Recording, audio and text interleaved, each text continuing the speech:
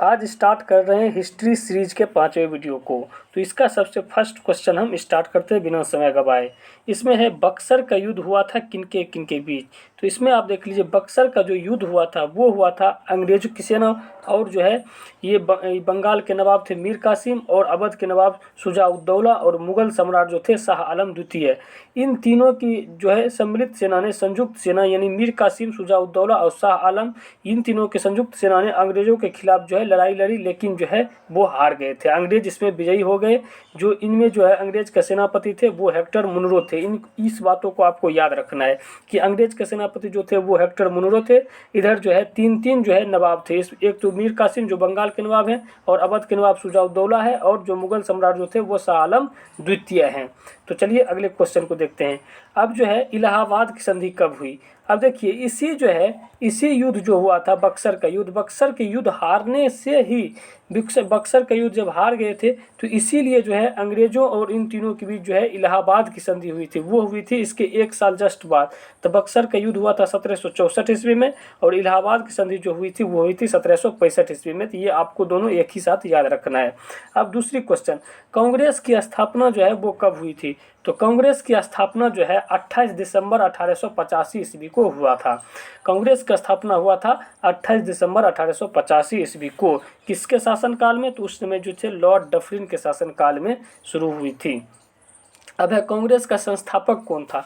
तो कांग्रेस का जो संस्थापक था वो था एओ ह्यूम के बारे में इससे पहले भी हम पढ़ चुके हैं कि इसको जो है हर्मिट ऑफ शिमला कहा जाता है। एओ ह्यूम को हर्मिट ऑफ शिमला कहा जाता है। यही कांग्रेस के संस्थापक थे। अब है कांग्रेस के प्रथम अधिवेशन जो कहाँ हुए थे, मुंबई में। तो इसमें जो 1885 में ही हुआ था कि अध्यक्षता किसने की थी। तो उसमें किए थे बोमेश चंद्र बनर्जी ने। कांग्रेस की प्रथम अधिवेशन जो मुंबई में हुआ था और 1885 ईस्वी में हुआ था, उनकी अध्यक्षता जो है बोमेश चंद्र बनर्जी ने ही किए थे। अब जो है एक दूसरी बात क्या है कि कांग्रेस के जो है अधिवेशन से पूछे जाते हैं कि प्रथम अधिवेशन किस जगह हुआ है, तो दूसरा किस जगह हुआ, तीसरा किस जगह हुआ। तो इस तरह से एक छोटा सा 4 जगह मैं आपको थोड़ा सा बता देता हूँ। ऐसे तो कई जगह उसमें आ जाएंगे, लेकिन आप देख लीजिए कि आपको जो है ताकि पहला दूसरा तीसरा याद हो जाए। तो इसको आपको याद रखना है, बक मई और बकना। इस इतना बात को आप याद रखते हैं तो इससे आपका जो है 1 2 3 4 5 6 7 जगह जो है लगातार जो कंटिन्यू हुआ था वो आपको याद हो जाएगा। जैसे ब से बम्बई, क से कलकत्ता, म से मद्रास, दीर्घई से इलाहाबाद, फिर बम्बई, ब से फिर बम्बई, फिर कलकत्ता, फिर क से कलकत्ता, फिर नागपुर। तो इस तरह से आपको ये सभी जो है जगह याद हो जाएंगी। बक मई बकना, बम्बई, कलकत्ता, मद्रास, इलाहाबाद, फिर बम्बई, फिर कलकत्ता, फिर नागपुर। तो ये आपका जो है 85, 86, 1885, 1886, 1887, 1888, 1889, मतलब उस तरह से जो भी लगातार कंटिन्यू हुए हैं वो आपको याद हो जाएगा। इसको आपको ध्यान रखना है, बक मई को बकना। अब है कांग्रेस में फूट जो है पड़ी थी वो कब पड़ी थी। तो कांग्रेस में फूट जो पड़ी थी वो पड़ी थी सूरत अधिवेशन 1907 ईस्वी में कांग्रेस में फूट पड़ी थी। इसी में कांग्रेस जो है नरम दल और गरम दल में विभाजित हो गए थे। अब है कांग्रेस के गरम एवं नरम दल एक हो गए थे। अब देखिए जो सूरत अधिवेशन 1907 में कांग्रेस जो फूट पड़े थे वही जो है अब जो है कांग्रेस के गरम एवं नरम दल एक हो गए थे लखनऊ अधिवेशन 1916 में। तो 16 से 7 याद रखना है। 1916 में फिर जो है 7 हो गए, 100 से 16, 100 से 7। कांग्रेस के गरम दल एवं नरम दल जो है 1916 में फिर लखनऊ अधिवेशन में 7 हो गए थे। अब है कांग्रेस विभाजन के समय भारत का वायसराय कौन था। तो कांग्रेस जब विभाजन हो रहा था उस समय भारत का जो है वायसराय थे वो लॉर्ड मिंटो द्वितीय था। लॉर्ड मिंटो द्वितीय कांग्रेस विभाजन के समय भारत का वायसराय जो था वो लॉर्ड मिंटो द्वितीय था। महात्मा गांधी भारतीय राष्ट्रीय कांग्रेस के अध्यक्ष कब बने थे। देखिए ये बहुत इंपॉर्टेंट क्वेश्चन है, क्योंकि महात्मा गांधी जो है भारतीय राष्ट्रीय कांग्रेस के अध्यक्ष सिर्फ एक ही बार बने थे। तो वो बने थे 1924 ईस्वी में कर्नाटक में बेलगांव अधिवेशन में। देखिए कर्नाटक में एक जगह है बेलगांव, वहाँ जब अधिवेशन हो रहा था तो महात्मा गांधी ने सबसे प्रथम और सबसे आखिरी बार कहिए तो वो कांग्रेस के अध्यक्ष बने थे, क्योंकि एक ही बार बने थे। अब है गांधी जी दक्षिण अफ्रीका कब गए थे। तो गांधी जी दक्षिण अफ्रीका जो है वो 1893 ईस्वी में गए थे। एक व्यापारी जो थे शेख अब्दुल्ला सेठ थे, तो अब्दुल्ला सेठ के जी मतलब उनको जो है कुछ केस उसका लफड़ा था, तो उसके ही लफड़ा को सॉल्व करने के लिए गांधी जी दक्षिण अफ्रीका गए थे। अब गांधी जी जब दक्षिण अफ्रीका गए थे 1893 ईस्वी में, तो लौटे कब थे? तो गांधी जी जो है दक्षिण अफ्रीका से जो है 1915 ईस्वी में लौटे थे। 1915 ईस्वी में लौटे थे, और 1915 ईस्वी में जैसे ही लौटे और 1916 ईस्वी में उन्होंने जो है साबरमती आश्रम की स्थापना किए थे। तो यही क्वेश्चन है कि गांधी जी ने साबरमती आश्रम जो अहमदाबाद में स्थित है की स्थापना कब किए थे? तो 1916 में किए थे। 100 से 16 और 100 से साबरमती। इस तरह से आपको क्या होगा कि इस तरह से थोड़ा लिंक बना के याद कीजिएगा तो आपको याद रहेगा। इसी तरह से बहुत सारे स्टूडेंट याद रखते भी हैं ताकि उनको जो है एग्जाम में कन्फ्यूजन नहीं हो। तो इसीलिए यहाँ जो आपको याद रखना है कि गांधी जी ने साबरमती आश्रम जो 1916 ईस्वी में स्टार्ट किए थे, यानी स्थापना किए थे। कांग्रेस के प्रथम अंग्रेज अध्यक्ष कौन थे? देखिए, कांग्रेस के प्रथम अंग्रेज अध्यक्ष की बात कीजिएगा तो कांग्रेस के प्रथम अंग्रेज अध्यक्ष थे वो थे जॉर्ज यूले। अब देखिए, उसको थोड़ा सा याद करने के लिए मैंने एक फनी ट्रिक बनाया है कि प्रथम अंग्रेज अध्यक्ष। अब देखिए, अंग्रेज तो अब मिलते नहीं हैं, अंग्रेज अब तो अपने यहाँ देखने को मिलते नहीं है क्योंकि अंग्रेज यहाँ से भाग गए। तो इसमें आपको याद रखना है कि कांग्रेस का प्रथम अध्यक्ष थे जॉर्ज यूले। जॉर्ज यूले अब कहाँ मिले? अब कहाँ मिले मतलब हो गया कि अब तो देखने को मिलते नहीं है। तो इसी तरह से आपको याद रखना है कि कांग्रेस के प्रथम अध्यक्ष जो थे वो थे जॉर्ज यूले। तो जॉर्ज यूले अब कहाँ मिले? चलिए अब इसके आगे देखते हैं। कांग्रेस के प्रथम मुस्लिम अध्यक्ष कौन थे? तो प्रथम मुस्लिम अध्यक्ष जो थे वो थे बदरुद्दीन तैयब जी। कांग्रेस के प्रथम मुस्लिम अध्यक्ष थे बदरुद्दीन तैयब जी। अब है स्वदेशी आंदोलन प्रारंभ हुआ था कब? तो स्वदेशी आंदोलन जो प्रारंभ हुआ था वो हुआ था 1905 ईस्वी में। देखिए, ये स्वदेशी आंदोलन क्यों प्रारंभ हुआ था? क्योंकि बंगाल विभाजन जब जो है घोषित कर दिया गया था लॉर्ड कर्जन के द्वारा, तब जो है स्वदेशी आंदोलन प्रारंभ हो गया था 1905 ईस्वी में। अब है मुस्लिम लीग की स्थापना का श्रेय किसको दिया जाता है? तो मुस्लिम लीग का स्थापना जो 1906 ईस्वी में हुआ था, तो इसको स्थापना का श्रेय जो है आगा दो भाई जो है, एक तो सलीम उल्लाह खान है और एक आगा खान है, इन दोनों को दिया जाता है। मुस्लिम लीग की स्थापना 1906 में हुआ था और इसको जो स्थापना करने वाला जो पर्सन थे वो थे सलीम उल्लाह खान और आगा खान। अब है दूसरा क्वेश्चन, मुस्लिम लीग ने पाकिस्तान का प्रस्ताव पारित कब किया था? तो मुस्लिम लीग ने पाकिस्तान का प्रस्ताव पारित किया था 1940 ईस्वी में। मुस्लिम लीग ने 1940 ईस्वी में पाकिस्तान का प्रस्ताव पारित किया था। ये उस टाइम लाहौर अधिवेशन चल रहा था, लाहौर अधिवेशन में। अब है पाकिस्तान शब्द के जन्मदाता कौन है? देखिए, पाकिस्तान शब्द के जन्मदाता तो चौधरी रहमत अली। चौधरी रहमत अली जो थे वो पाकिस्तान शब्द के जन्मदाता थे। पाकिस्तान शब्द के जन्मदाता चौधरी रहमत अली, इन्होंने जो है रहमत कर दिया पाकिस्तान शब्द के, पाकिस्तान के लिए पाकिस्तान शब्द के चौधरी रहमत अली ने रहमत कर दी। इस तरह से आपको यह ध्यान रखना है। अब है पाकिस्तान के प्रथम प्रधानमंत्री कौन थे? तो पाकिस्तान के प्रथम प्रधानमंत्री थे वो लियाकत अली थे। लियाकत अली जो है पाकिस्तान के प्रथम प्रधानमंत्री थे। अब है पूर्ण स्वतंत्रता की मांग का प्रस्ताव रखा गया था। तो पूर्ण स्वतंत्रता की मांग का प्रस्ताव रखा गया था लाहौर अधिवेशन में 1929 ईस्वी में। 1929 ईस्वी में लाहौर अधिवेशन में पूर्ण स्वतंत्रता की मांग का प्रस्ताव रखा गया था। भारत की स्वतंत्रता की घोषणा की थी किसने? तो भारत की स्वतंत्रता की घोषणा की थी क्लीमेंट एटली, जो ब्रिटिश के प्रधानमंत्री उस टाइम थे, यानी इंग्लैंड के प्रधानमंत्री थे। भारत की स्वतंत्रता की घोषणा की थी क्लीमेंट एटली। क्लीमेंट एटली ने ही बोला था कि अगर हम जीत जाएंगे तो आपको जो है स्वतंत्र कर देंगे।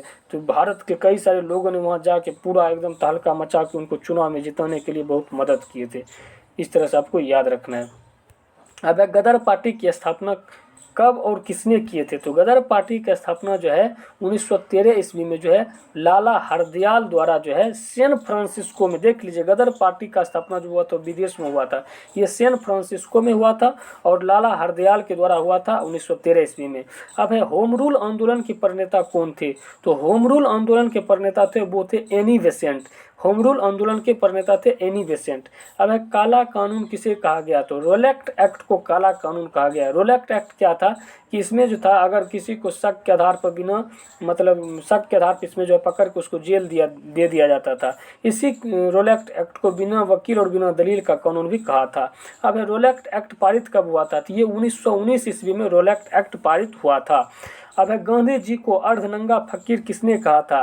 तो गांधी जी को अर्धनंगा फकीर जो विंस्टन चर्चिल ने कहा था। विंस्टन चर्चिल ने गांधी जी को अर्धनग्न फकीर कहा था। महात्मा गांधी को सर्वप्रथम राष्ट्रपिता किसने कहा था?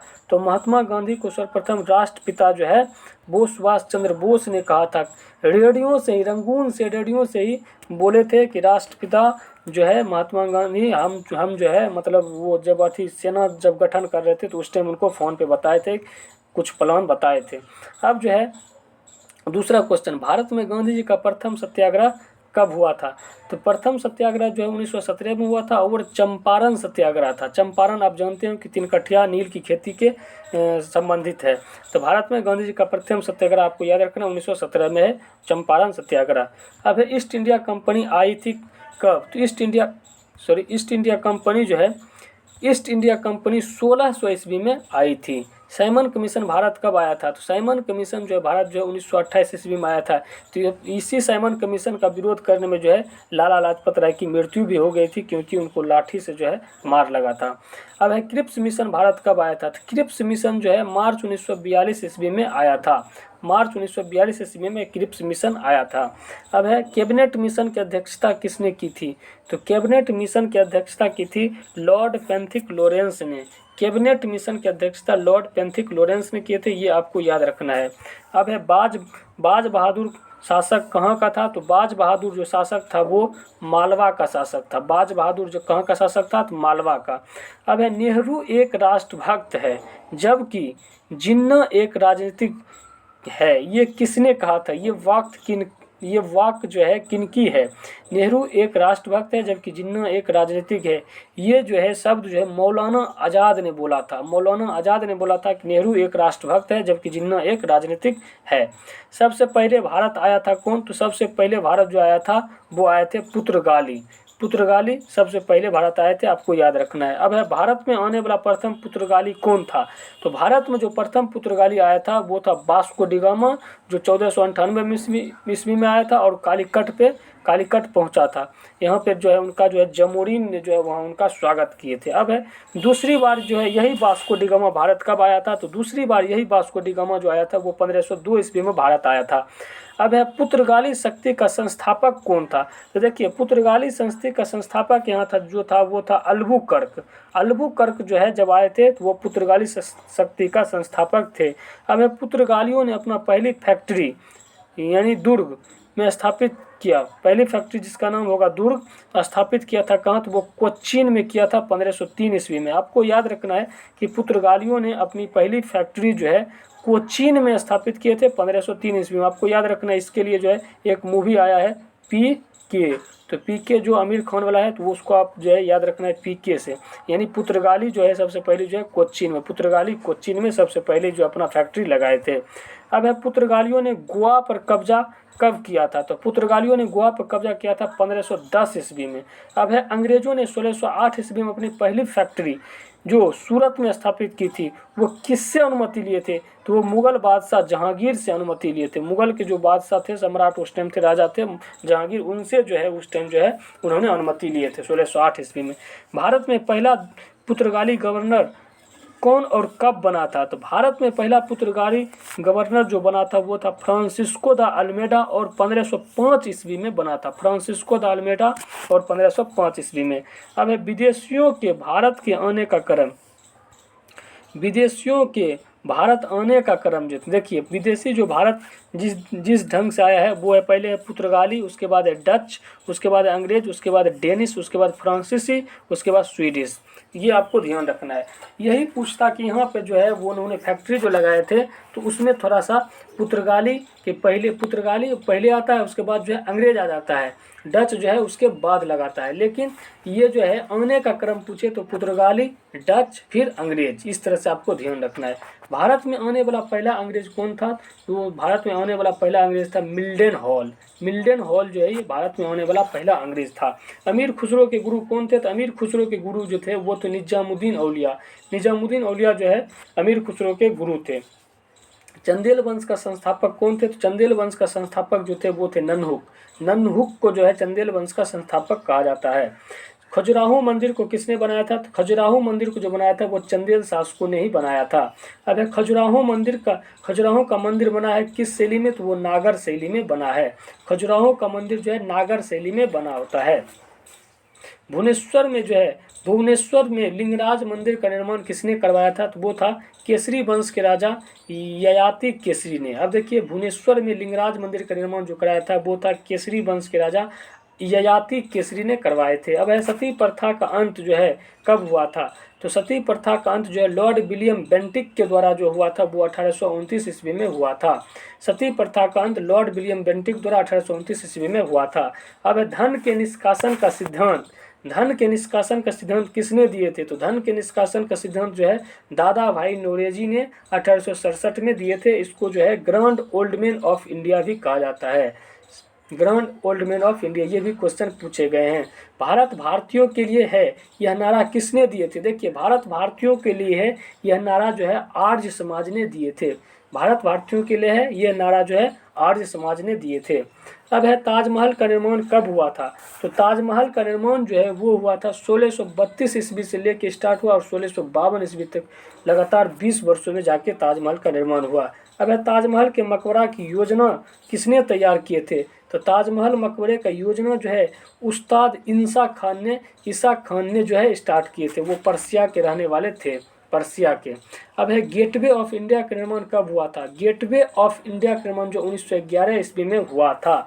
ये जो है गेटवे ऑफ इंडिया जो है आपका मुंबई में है, आपको याद रखना है, फंसना नहीं है। और इंडिया गेट का निर्माण कब हुआ था? तो इंडिया गेट का निर्माण जो है उसके 10 साल बाद 1921 में हुआ था। ये देखिए 1911 में है, 1911 10 साल जोड़ दीजिए तो 1921 आएगा। इसमें जो है इंडिया गेट का निर्माण हुआ था। ये इंडिया गेट जो आपका दिल्ली में है, गेटवे ऑफ इंडिया मुंबई में है और ये इंडिया गेट जो आपका दिल्ली में स्थित है। इस तरह से आपको याद रखना है। अब है प्रिंस ऑफ वेल्स का भारत आगमन कब हुआ था? तो प्रिंस ऑफ वेल्स का भारत आगमन जो हुआ था वो हुआ था 1921 ईस्वी में। अब भारत की राजधानी कोलकाता से दिल्ली स्थापित कब हुआ था? तो 1912 ईस्वी में हुआ था और लॉर्ड हार्डिंग द्वितीय के समय में हुआ था। अब देखिए लॉर्ड हार्डिंग ने बहुत हार्ड काम कर दिए, इस तरह से आपको याद रखना है। लेकिन ये द्वितीय हार्डिंग है, प्रथम हार्डिंग नहीं है, द्वितीय हार्डिंग है कि लॉर्ड हार्डिंग ने बहुत हार्ड काम किए। तो हार्ड काम क्या किए? तो जो है राजधानी ही परिवर्तित कर दिए, कोलकाता से दिल्ली ला दिए। इस तरह से आपको याद रखना है। लेकिन कौन हार्डिंग थे? तो ये द्वितीय हार्डिंग थे। अब है गोलकुंडा स्थित कहाँ है? तो गोलकुंडा जो आपका हैदराबाद में स्थित है, जो आंध्र प्रदेश में है। हम्पी स्थित कहाँ है? तो हम्पी जो स्थित है वो कर्नाटक के बेल्लारी जिले में है। हम्पी जो है कर्नाटक के बेल्लारी जिले में स्थित है। अहमदनगर का विलय हुआ था कब? तो अहमदनगर का विलय हुआ था 1632 ईस्वी में। ये आपको याद रखना है। भगत सिंह, सुखदेव और राजगुरु को फांसी कब दिया गया था? तो भगत सिंह, सुखदेव और राजगुरु को फांसी जो है 23 मार्च 1931 को दिया था। इसमें स्मॉल डेट भी आपको याद रखना है क्योंकि स्मॉल डेट के साथ ही पूछा जाता है कि भगत सिंह, सुखदेव और राजगुरु को फांसी जो दी गई थी वो थी 23 मार्च 1931 को। कर्नाटक में स्थित गोमतेश्वर की मूर्ति का निर्माण किसने करवाया था? तो वो चामुंड राय ने करवाए थे। कर्नाटक में स्थित गोमतेश्वर की मूर्ति का निर्माण जो है चामुंड राय ने करवाए थे। अब है बोंडीवास का युद्ध कब हुआ था? तो बोंडीवास का युद्ध जो है 1760 ईस्वी में हुआ था और अंग्रेजों और फ्रांसीसियों के बीच हुआ था। इस तरह से आपको याद रखना है कि पहले तो ई मतलब अंग्रेज इंग्लिश हो गया और उसके बाद जो है फ्रांसीसी से एफ। ई और एफ के बीच जो है यानी अंग्रेज और फ्रांसीसी के बीच युद्ध हुआ था, उसको कहते हैं बोंडीवास का युद्ध। इसको बोंडीवास का युद्ध कहते हैं। लेकिन इससे पहले एक जो युद्ध जो हुआ था वो 1759 ईस्वी में हुआ था। 1759 ईस्वी में जो युद्ध हुआ था वो हुआ था किसके बीच? उसको जो है मैं थोड़ा सा बता देता हूँ। वो हुआ था, उस युद्ध का नाम था बेदरा का युद्ध। और वो जो युद्ध हुआ था वो हुआ था डच और अंग्रेज के बीच। तो उसको कैसे याद रखेंगे? तो पहले डी, उसके बाद ई, यानी डच और अंग्रेज। उसके बाद इसके जस्ट बाद जो है पहले ई, उसके बाद एफ, यानी 1760 ईस्वी में। ये 1759 और ई एफ जो है अंग्रेज और फ्रांसीसी 1760, डच और अंग्रेज 1759। ये बेदरा का युद्ध कहलाया और ये जो है ये कहलाया था बोंडीवास का युद्ध। तो चलिए अब आगे चलते हैं। विख्यात तट मंदिर स्थित कहाँ है? तो ये है मामल्लपुरम में, विख्यात तट मंदिर स्थित है मामल्लपुरम में। अब है नटराज मंदिर कहाँ स्थित है? नटराज मंदिर जो स्थित है वो चेन्नई में स्थित है। अब है कोणार्क के सूर्य मंदिर को किसने बनवाया था? तो कोणार्क के सूर्य मंदिर को बनवाया था नरसिंह देव ने। नरसिंह देव ने 13वीं शताब्दी में कोणार्क के सूर्य मंदिर को बनवाया था। अब है ब्लैक पेगोडा जो है किसको कहा जाता है? ये क्वेश्चन तो बहुत बार पूछा गया है कि ब्लैक पेगोडा जो है कोणार्क का सूर्य मंदिर ही ब्लैक पेगोडा कहलाता है, जिसको बनाया था नरसिंह देव ने। आज़ाद हिंद फौज की संकल्पना की थी किसने? तो आज़ाद हिंद फौज की संकल्पना की थी सबसे प्रथम कैप्टन मोहन सिंह ने। आज़ाद हिंद फौज की संकल्पना कैप्टन मोहन सिंह ने किए थे। अब है अबुल फजल की हत्या किसने किया था? तो अबुल फजल की हत्या जो है वीर सिंह बुंदेला ने कर दिया था, अबुल फजल की हत्या। अब है आज़ाद हिंद फौज की स्थापना की गई थी। तो आज़ाद हिंद फौज की स्थापना जो की गई थी वो रास बिहारी बोस द्वारा किए गए थे, 1942 ईस्वी में किए गए थे। अब है आज़ाद हिंद सरकार के संस्थापक कौन थे? देखिए आपको याद रखना, आज़ाद हिंद फौज में है रास बिहारी बोस, लेकिन आज़ाद हिंद सरकार, तो आज़ाद हिंद सरकार आपको याद रखना है सुभाष चंद्र बोस। देखिए रास बिहारी बोस, देखिए बिहारी शब्द आए तो बिहारी से आपको फौज, क्योंकि ज़्यादा फौज में जाने के लिए उत्साहित रहते हैं बिहारी फौज, इस तरह से आपको ध्यान रखने के लिए सिर्फ बता रहे हैं। और जो है आज़ाद हिंद सरकार जो है सुभाष चंद्र बोस, ये 1943 ईस्वी में। अब है स्वतंत्र भारत के झंडे का डिजाइन किसने किया था? तो वो पिंगली वेंकैया ने स्वतंत्र भारत के झंडे का डिजाइन किए थे। अब है प्रथम गोलमेज सम्मेलन कहाँ हुआ था और कब हुआ था? तो प्रथम गोलमेज सम्मेलन जो है वो 12 नवंबर 1930 ईस्वी को लंदन में हुआ था। लंदन में एक जो है राउंड टेबल लगाया गया, उसी को गोलमेज सम्मेलन कहा गया। ये जो है 12 नवंबर 1930 को हुआ था। अब जो है प्रथम गोलमेज सम्मेलन का उद्घाटन किया गया था सम्राट जॉर्ज पंचम ने। ये जो है प्रथम गोलमेज सम्मेलन का उद्घाटन जो किए थे वो सम्राट जॉर्ज पंचम ने किए थे। अब है प्रथम गोलमेज सम्मेलन की अध्यक्षता की थी किसने? तो वो किए थे प्रधानमंत्री रेमजे मैकडोनाल्ड ने। अब देखिए उस टाइम जो प्रथम गोलमेज सम्मेलन हो रहा होगा 1930 ईस्वी में, तो उस समय जो वहाँ का प्रधानमंत्री थे वो थे रेमजे मैकडोनाल्ड ने, यही जो है उनकी अध्यक्षता की थी। अब है प्रथम गोलमेज सम्मेलन के समय भारत का वायसराय कौन था? तो प्रथम गोलमेज सम्मेलन जब हुआ था तो उस समय भारत का वायसराय जो था वो था लॉर्ड इरविन था प्रथम वायसराय, भारत का वायसराय। अब है द्वितीय गोलमेज सम्मेलन कब हुआ था? तो द्वितीय गोलमेज सम्मेलन जो 1931 में हुआ था वो भी लंदन में हुआ था 1931 में। ये 7 सितंबर को हुआ था, ये आपको स्मॉल डेट याद रखना है। अब द्वितीय गोलमेज सम्मेलन में कांग्रेस का एकमात्र प्रतिनिधि किसने किए थे? द्वितीय गोलमेज सम्मेलन में कांग्रेस का एकमात्र प्रतिनिधि जो किए थे वो महात्मा गांधी थे। ये आपको याद रखना है कि महात्मा गांधी जो है केवल जो है द्वितीय गोलमेज सम्मेलन में ही भाग लिए थे। इससे पहले जो है न प्रथम गोलमेज सम्मेलन में भाग लिए और न ही तृतीय गोलमेज सम्मेलन में भाग लिए। इन्होंने जो है केवल द्वितीय गोलमेज सम्मेलन में ही भाग लिए थे। अब है तिरुपति मंदिर कहाँ अवस्थित है? तो तिरुपति मंदिर जो है आंध्र प्रदेश में अवस्थित है। भारत और चीन के बीच पंचशील समझौता हुआ था कब? तो भारत, तो देखिए ये क्वेश्चन बहुत इंपॉर्टेंट है। एक तो सबसे पहली बात जो आपको याद रखना है कि पंचशील समझौता जो है किन दो देशों के बीच मतलब समझौता हुआ था? तो एक भारत और दूसरा चीन। पंचशील समझौता जो है भारत और चीन के बीच हुआ था और ये 20 अप्रैल 1954 ईस्वी को हुआ था। 20 अप्रैल 1954 ईस्वी को हुआ था। अब है अवध का अंतिम नवाब कौन था? तो अवध का अंतिम नवाब जो था वो था वाजिद अली शाह। वाजिद अली शाह जो था अवध का अंतिम नवाब था। अब है लखनऊ से पहले अवध की राजधानी कहाँ थी? तो लखनऊ से पहले अवध की राजधानी थी वो फैजाबाद थी। लखनऊ से पहले अवध की राजधानी फैजाबाद थी। अब है पिंडारियों का उन्मूलन करता यानी पिंडारियों को मतलब नष्ट कर देने वाला कौन था? तो वो लॉर्ड हेस्टिंग्स थे। पिंडारियों को दमन कर दिया था। अब है बनारस हिंदू विश्वविद्यालय की स्थापना 1916 में किसने किए थे? तो बनारस हिंदू विश्वविद्यालय की स्थापना जो है, अब देखिए हिंदू से आपको एक बात नहीं याद आ रहा है कि जैसे पंडित की बात जिससे थोड़ा सा लग रहा है, तो इस तरह से आपको याद रखना है कि पंडित मदन मोहन मालवीय ने किए थे। पंडित मदन मोहन मालवीय ने। भारत में पहला पार्थियन शासक कौन था? भारत में पहला पार्थियन शासक था वो माउस था। भारत में प्रथम पहला पार्थियन शासक माउस था। अब है गोलकुंडा की संधि कब हुई थी? तो गोलकुंडा की संधि जो हुई थी वो 1656 ईस्वी में हुआ था। अब है द लास्ट जजमेंट कृति किसकी है? तो द लास्ट जजमेंट जो है माइकल एंजेलो की है। माइकल एंजेलो की द लास्ट जजमेंट कृति है। गांधी इरविन समझौता कब हुआ था? तो गांधी इरविन समझौता जो है 5 मार्च 1931 ईस्वी को हुआ था। अब देखिए यहाँ जो है 5 मार्च 1931 को गांधी इरविन समझौता हुआ, लेकिन 23 मार्च 1931 को सुखदेव, राजगुरु भगत सिंह, इन सभी को जो है फांसी की सजा हुआ था। ये बात आपको याद रखना है। अब म्यूनिख पैक्ट संपन्न हुआ था कब? तो 1938 ईस्वी में म्यूनिख पैक्ट संपन्न हुआ था। अब शिमला सम्मेलन हुआ था कब? तो शिमला सम्मेलन जो है, शिमला सम्मेलन आपको जो है हुआ था 1945 ईस्वी में। शिमला सम्मेलन हुआ था 1945 ईस्वी में। ये भी बहुत क्वेश्चन पूछे गए हैं। अब है खुले द्वार की नीति का प्रतिपादक कौन थे? तो खुले द्वार की नीति के प्रतिपादक थे जॉन हे, जॉन हे। अब है स्वराज पार्टी का स्थापना कब हुआ था? स्वराज पार्टी का स्थापना जो 1923 ईस्वी में हुआ था। अब है तेनालीराम दरबारी कवि किसके थे? तो वो तेनालीराम जो थे वो कृष्णदेव राय के थे। कृष्णदेव राय जो थे वो अष्टदिग्गज रखते थे। इस तरह से आपको याद रखना है। तेनालीराम दरबारी कवि थे कृष्णदेव राय के। अब है ब्राह्मण समाज आधारित किस पे है? तो ब्राह्मण समाज आधारित है एकेश्वरवाद पे। ब्राह्मण समाज जो आधारित है वो है एकेश्वरवाद पे।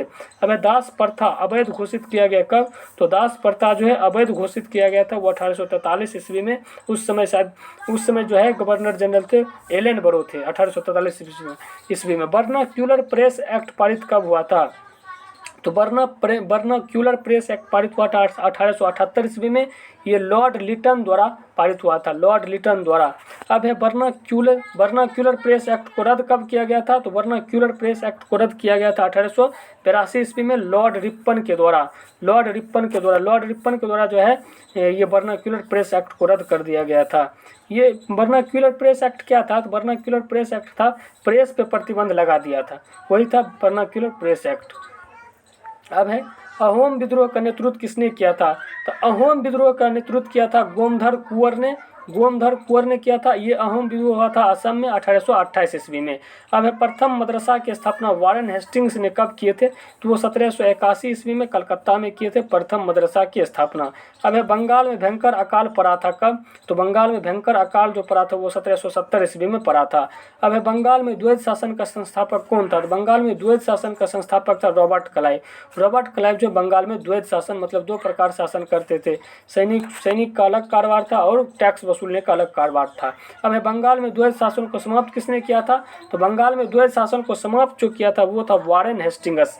वारेन हेस्टिंग्स जो इनके बाद आए थे, इन्होंने जो बंगाल में द्वैध शासन को समाप्त कर दिया था। अब है बंगाल का पहला गवर्नर जनरल कौन था? तो बंगाल का पहला गवर्नर जनरल था वो वारेन हेस्टिंग्स था। इससे पहले सिर्फ गवर्नर होते थे और इसके बाद जो है मतलब इससे पहले थोड़े मतलब गवर्नर ही थे, तो बाद में जो है गवर्नर जनरल कर दिया गया था, तब जो है वारेन हेस्टिंग्स पहला गवर्नर जनरल थे।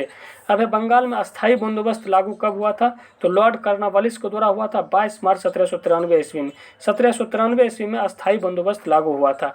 अब है बांग्लादेश की मुक्ति जो 1971 ईस्वी में हुआ था, किसमें पाकिस्तान का शासक कौन था? तो बांग्लादेश की मुक्ति जो 1971 ईस्वी में हुआ था उसमें पाकिस्तान का शासक जो था याया खान थे। इस तरह से आपको याद रखना है। बांग्लादेश की मुक्ति के समय जो था पाकिस्तान का शासक था याया खान। इस तरह से हमारा ये यहाँ पे लास्ट होता है वीडियो। और जो है मैं एक बात कहना चाहता हूँ कि जिन लोगों ने अभी तक चैनल को सब्सक्राइब नहीं किए हैं वो कृपया करके चैनल को सब्सक्राइब कर लीजिए, क्योंकि जो है सबसे पहले जो है आपको नोटिफिकेशन मिलता रहेगा। तो चलिए हम यहाँ पे इस वीडियो को ख़त्म करते हैं। इसके अगली वीडियो जो है हम जस्ट लाएंगे। और इससे पहले जो है जितने लोगों ने 4 पार्ट जो बनाया गया हिस्ट्री का जो है पार्ट 1, पार्ट 2, पार्ट 3, पार्ट 4 इनको नहीं देखे हैं उसको भी देख लीजिएगा। उसका लिंक हम जो है डिस्क्रिप्शन में दे देंगे, ताकि आपको एग्जाम में जो है बहुत से बहुत जो है ये सभी इंपॉर्टेंट क्वेश्चन है आपको रिविज़न जरूर हो जाएगा। तो चलिए धन्यवाद।